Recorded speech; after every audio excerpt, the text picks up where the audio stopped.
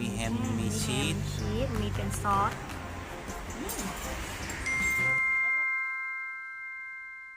สวัสดีค่ะวันนี้เราก็จะมากินเบอร์ริโตแฮมชีสแฮมกับชีสแฮมกับชีสน่ากินมากเลย แล้วเราไปเวฟกันนะ เราไปเวฟก่อนนะเดี๋ยวจะมาดูกันตอนนี้เราเวฟเป็นเรียบร้อยเดี๋ยวเรามาดูข้างในกันนี่โบริโต้ เรามาดูข้างในกัน กำลังร้อนๆเลย น่ากินมากเลยเดี๋ยวเราดูข้างในเป็นแฮมแฮมทั้งแผ่นเลยนะโอ้โหแฮมทั้งแผ่นเลยเปิดแฮมดูสิโอ้นี่ไงชีสโอ้โห ชีสมีแป้งมีแฮมมีชีส มีเป็นซอสของเขาซอสมะเขือ แต่ไว้วางที่เดิมก่อนร้อน ร้อนร้อน ได้ ร้อน แล้วเราก็จะมาห่อมันเดิม แล้วก็กิน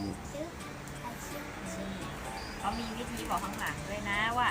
ต้องห่อกินยังไง อืม เขาบอกว่าต้องห่อให้มันครึ่งนึงก่อน มาห่อเรากัดไง แล้วก็ให้กัดกินอย่างนี้ได้ อ๋อ เลย เราลองกัดดิกัดกินเลยอื้อหือ พร้อมโต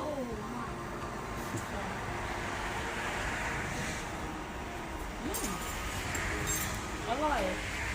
ใช่อร่อยแป้งเหนียวนุ่มมากเลย แป้งเหนียวเหมือนคล้ายๆแป้งโรตี อืม แล้วมีความอร่อยของแฮมแล้วก็ชีสมัน พอ เข้า กิน กัน เข้าไป มาก มันเข้ากัน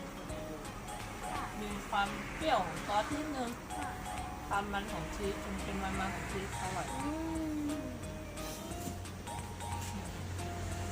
ชอบเนี่ยแกง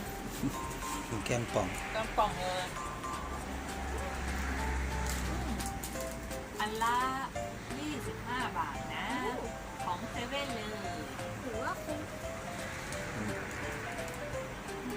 อร่อยมาก อร่อยชีสเยอะเหมือนกัน ใช่เริ่มเลยงับ